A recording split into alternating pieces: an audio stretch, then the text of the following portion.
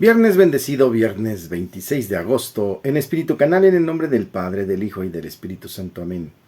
Damos gracias, Señor, porque nos das la oportunidad de trabajar una vez más, un día que comienza para evangelizar, para hablar de ti, para enamorarnos más de tu palabra. Permítenos que con cualquier persona con que nos encontremos descubramos tu rostro. No importa la situación, ayúdanos a descubrir tu palabra y, por supuesto, la inteligencia para resolver las dificultades, enfrentar las pruebas, cargar la cruz, amar a los necesitados. Que sea la tarea de cada día, en el nombre del Padre, del Hijo y del Espíritu Santo. Amén. Gracias por acompañarnos. Comenzamos Espíritu Canal. Este es tu espacio.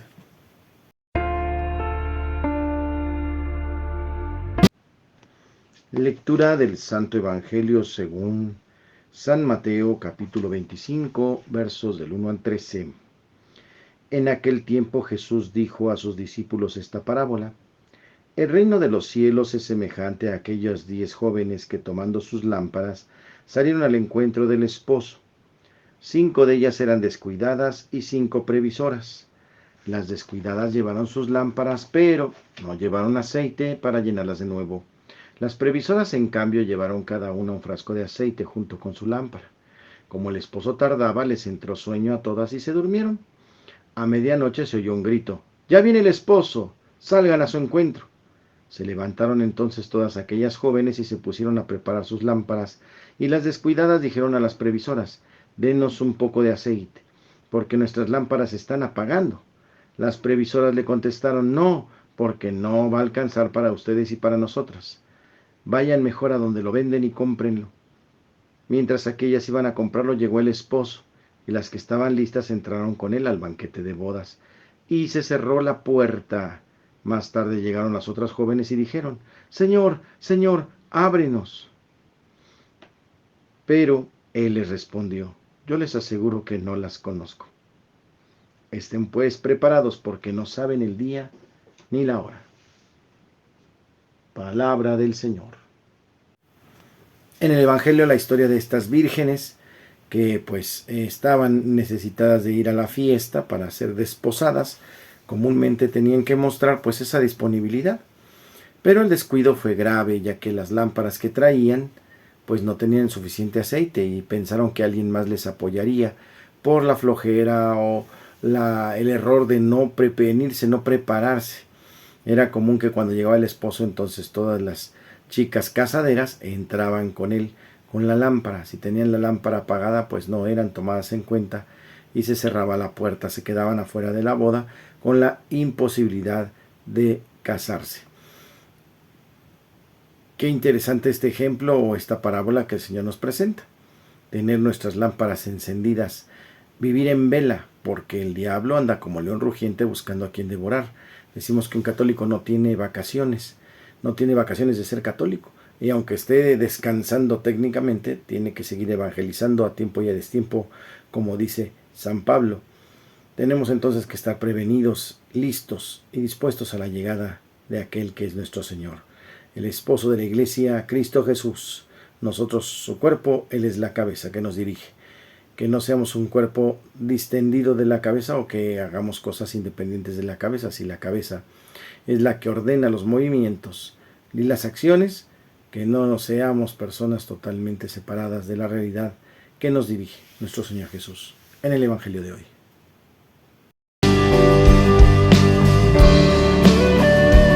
En el tema de hoy, ¿cómo puedo saber si tengo vocación religiosa? Jesús subió al monte y llamó a los que Él quiso. Tal vez no a los mejores, llamó a los que Él quiso.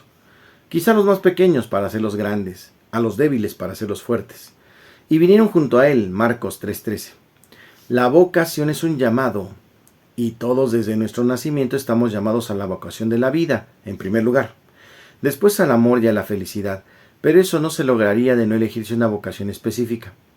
Independientemente de cuál sea, se requiere tener como centro a Jesucristo, porque Él es el quien nos da la fuerza para preparar el camino al que somos llamados.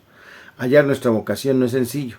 Actualmente hay distintas distracciones, sobre todo para los jóvenes, que los llevan a una gran depresión y a experimentar un gran vacío.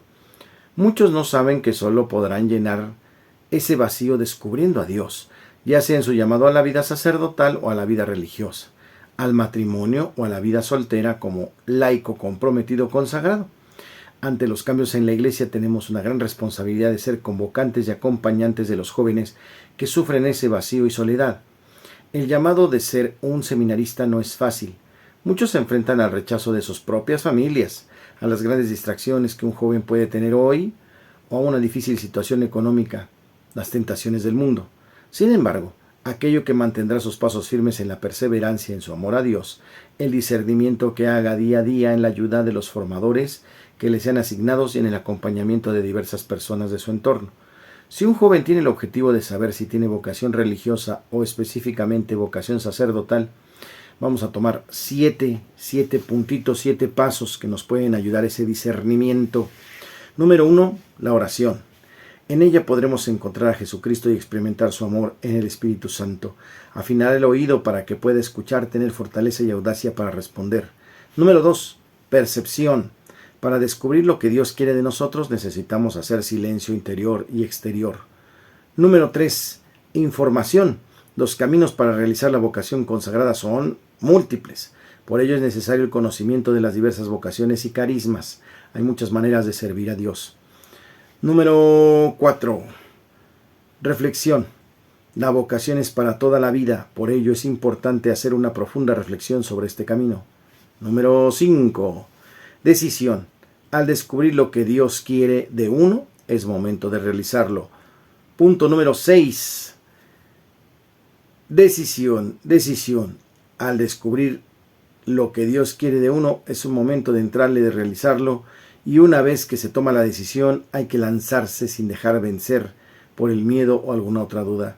Y por supuesto, número 7, el acompañamiento vocacional. Ese es un recurso que se tiene que aprovechar, pues el acompañamiento vocacional es quien motivará y ayudará a percibir los signos de la voluntad del Padre. Dios siempre llama y por eso es muy importante los trabajos vocacionales. Y por eso dentro de la pastoral vocacional debemos de crear una cultura de pastoral vocacional donde la abundancia de vocaciones dará un signo de una iglesia viva y unida. Encontrar la vocación a la que se está llamado es todo un reto, todo un reto difícil, pero de ninguna manera imposible. Los jóvenes con inquietud religiosa pueden acercarse con nosotros y los ayudamos a discernir a través de algunas entrevistas, del llenado de algunas fichas, del discernimiento y la oración para ver si realmente nos encontramos en un efectivo llamado. Es importante comenzar y encontrar la vocación a la que se está llamado, porque el Señor nos da esa claridad. Recuerda que el Señor te llama a ser feliz, nunca te va a llamar a una vocación para ser infeliz o para truncar tu alegría. Al contrario, Él te llena y es importante que hoy nuevamente pidamos al dueño de la mies que mande a nuevos trabajadores. Si tú, amigo que me estás escuchando, tienes inquietud vocacional o conoces a alguien que la está manifestando, mándamelo para acá, aquí en la parroquia de Santa Lucía, Tomatla, en Camino Santa Lucía 267, en la colonia Santa Lucía, muy cerquita del Metro Camarones, o también, si no es posible, ahí en la parroquia de Santa Polonia, a un ladito del Metro Camarones. Estamos en esta bendición de poder acompañar a los chicos que quieren ser sacerdotes o a las chicas que quieren ser religiosas. Las canalizamos a las casas de formación, les explicamos un poquito los diversos carismas o les damos el conecte para que puedan indagar, investigar, preguntar. Es importante porque necesitamos más espiritualidad, necesitamos nuevos sacerdotes, nuevas religiosas en este tiempo de tanta hambre de espiritualidad en el mundo entero. En el tema de hoy. Para santos y conversos, hoy celebramos ni más ni menos a Junípero Serra, presbítero, martirologio romano en Monterrey, en California, el beato Junípero Miguel Serra, presbítero de la Orden de los Hermanos Menores, que pasó por muchas dificultades y pesares, predicando el Evangelio entre las tribus todavía paganas de aquella región en su propia lengua y defendió con gran valentía los derechos de los pobres y de los humildes. Él fue beatificado por San Juan Pablo II solemnemente en Roma el 25 de septiembre de 1988 y fue canonizado por su santidad Francisco, que lo incluyó en el libro de los santos el 23 de septiembre del año 2015 en Washington, D.C. Nacido en Petra, Mallorca, el 24 de noviembre de 1713, Miguel José fue hijo de Antonio Serra y Margarita Ferrer, agricultores. Después de la enseñanza primaria en los franciscanos de Petra, Miguel marchó a Palma, la capital, e ingresó con los frailes menores en el año 1730, tomando el nombre de Junípero en honor a uno de los primeros seguidores de San Francisco. Ordenado sacerdote en el año 1737, Serra fue destinado a enseñar filosofía entre los alumnos. Hubo dos que fueron muy buenos colaboradores en el Nuevo Mundo, Francisco Palou y Juan Crespi. Tras doctorarse en teología en la Universidad del Beato Ramón Llull, en el año 1742, Serra continuó enseñando filosofía y teología y adquirió gran fama como predicador. Para el año de 1749, en unión de Palou, partió para el Colegio de San Fernando en la Ciudad de México. Temiendo comunicar a sus padres su próxima partida, Serra pidió a un fraile compañero suyo que les informara sobre el particular. Yo quisiera poder infundirles la gran alegría que llena mi corazón, decía.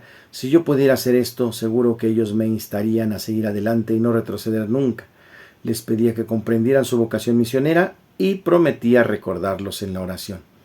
Poco después de su llegada a México, Serra sufrió la picadura de un insecto que le produjo la hinchazón de un pie y una úlcera en la pierna, de la que le resultó una cojera para el resto de toda su vida. Tras unos meses en el Colegio de San Fernando, Serra fue destinado a las misiones de la Sierra Gorda al noroeste de la Ciudad de México. Allí trabajó durante 8 años. Tras de ellos, como presidente de las misiones, llamado a la Ciudad de México, fue maestro de novicios durante 9 años y continuó su predicación en las zonas alrededor de la capital.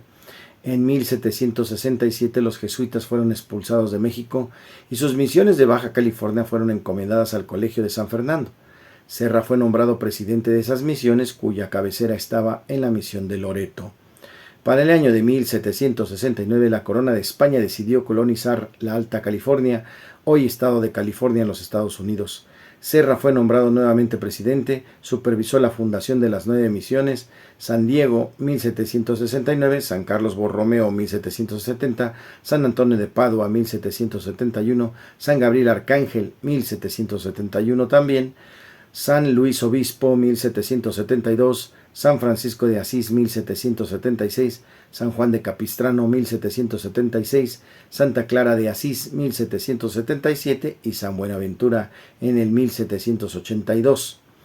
En 1773 Junípero fue a la Ciudad de México para entrevistarse con el virrey Bucareli y tratar de resolver los problemas que habían surgido entre los misioneros y representantes del rey en California. La representación de Serra ha sido llamada Carta de los Derechos de los Indios. Una parte decretaba que el gobierno, el control y la educación de los indios bautizados pertenecerían exclusivamente a los misioneros. Durante esta visita a la Ciudad de México, Serra escribió a su sobrino, el padre Miguel Ribot Serra, diciéndole: en California está mi vida y allá, si Dios quiere, espero morir. Ni siquiera el martirio del padre Luis Jaime en la misión de San Diego apagó el deseo de Serra de añadir nuevas misiones a la cadena de las ya existentes. A lo largo de la costa de California, en todas esas misiones, Junípero y los frailes enseñaron a los indios métodos de cultivo eficaces y el modo de domesticar animales necesarios para la alimentación y el transporte. Cuando fue capturado el indio que dirigía a los rebeldes en la misión de San Diego, Serra escribió al virrey pidiéndole que perdonara la vida del indio. Los que fueron capturados fueron eventualmente perdonados. En la misma carta al virrey, Serra pedía que en el caso de que los indios, tanto paganos como cristianos, quisieran matarme, deberían ser perdonados. Serra explicaba: debe darse a entender al asesino, después de un moderado castigo, que ha sido perdonado, y así cumpliremos la ley cristiana que nos manda perdonar las injurias y no buscar la muerte del pecador, sino su salvación eterna. Serra pasó los últimos años de su vida ocupado en las tareas de administración, la necesidad de escribir muchas cartas a las otras misiones y a la Iglesia y a los oficiales del gobierno en la Ciudad de México, con el ansia de fundar las misiones necesarias. Sin embargo, trabajó con gran fe y tenacidad, aunque le iban faltando las fuerzas. Los indios le pusieron de apodo el Viejo, porque tenía 56 años cuando llegó a la Alta California, pero Serra trabajó constantemente hasta su muerte el 28 de agosto de 1784 en la misión de San Carlos Borromeo, que había sido su cuartel general y se convirtió en el lugar de su descanso definitivo. Los indios y los soldados lloraron la muerte de Serra, lo llamaban Bendito Padre. Muchos se llevaron un trozo de su hábito como recuerdo, otros tocaban medallas y rosarios con su cuerpo. En Santos y Conversos, hoy celebramos a San Junípero Serra.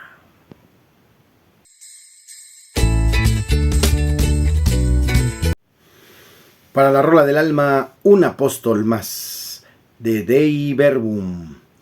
Los invito a visitar a Paola Salinas en su canal, en realidad muy interesante. Vean todo el video, está increíble. Un apóstol más, decídete a seguir al Señor. Sé que tú conmigo estás.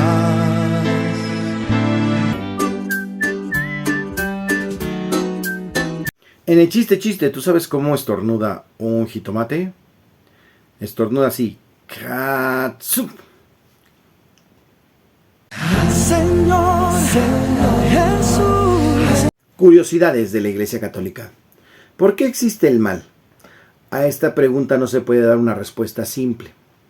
Dios se manifiesta a todas las criaturas y las invita a aceptar libremente una vida bienaventurada, pero cada quien libremente y por un misterio terrible puede negarse a ella o rechazarla. ¿Por qué Dios no creó un mundo perfecto en el que no pudiera existir ningún dolor, ningún mal, ninguna enfermedad? Aunque Dios en su poder infinito podrá siempre crear algo mejor, quiso en su sabiduría y bondad crear un mundo en estado de vía, o sea, hacia su perfección última.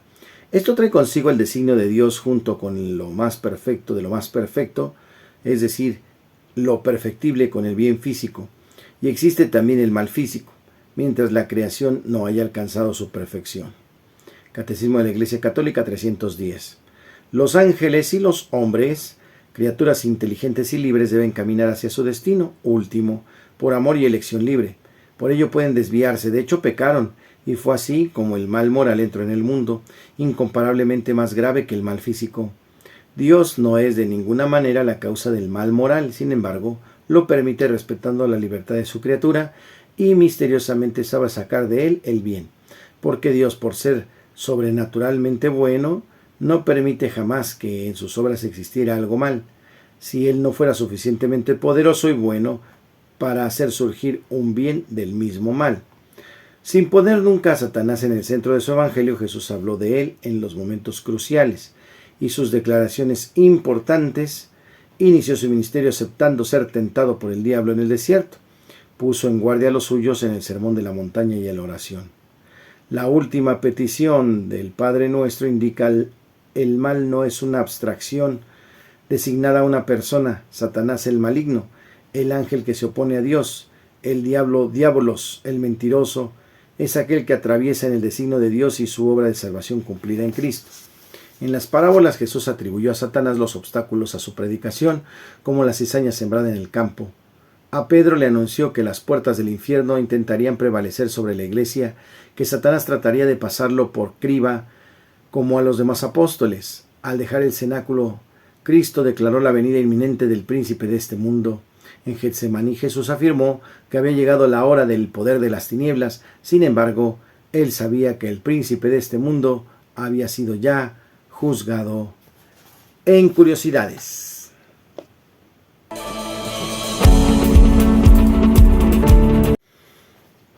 En la buena onda ya vienen nuestras fiestas patrias. Es importante que las celebremos orgullosos de ser mexicanos, haciendo oración, jornada de oración por nuestra patria y por supuesto un momento hermoso de convivencia que sea una buena oportunidad o pretexto de reactivar a nuestros grupos, consejos parroquiales y demás actividades, movimientos. Importante, obviamente siempre con el cuidado, la sana distancia, la debida protección o cuidado de cada uno de nosotros, de cada uno de los miembros. Nos sentimos orgullosamente mexicanos y bendecidos por el Señor. El Señor les guarde, les protege, les bendiga, haga resplandecer su rostro sobre ustedes y les conceda la paz. Que les bendiga el Padre, el Hijo y el Espíritu Santo. Les acompañe siempre. Yo soy el Padre Jorge Arturo Moreno, muy contento y bendecido de estar aquí en Espíritu Canal. Les suplicamos el like de cada video y por supuesto compartir para que conozcan esta herramienta, ser parte de nuestro canal de suscriptores y seguimos aquí desde Espíritu Canal, desde Santa Lucía, Azcapotzalco. Un abrazo para todos nuestros queridos hermanos con quien compartimos el caminar en la fe en la capilla de San Francisco de Asís. Un abrazo para todos los de Santa Polonia, todos unidos en una misma fe. Gracias por acompañarnos. Tenemos este fin de semana para preparar un descanso y por supuesto reactivarnos el próximo lunes. Gracias y bendiciones.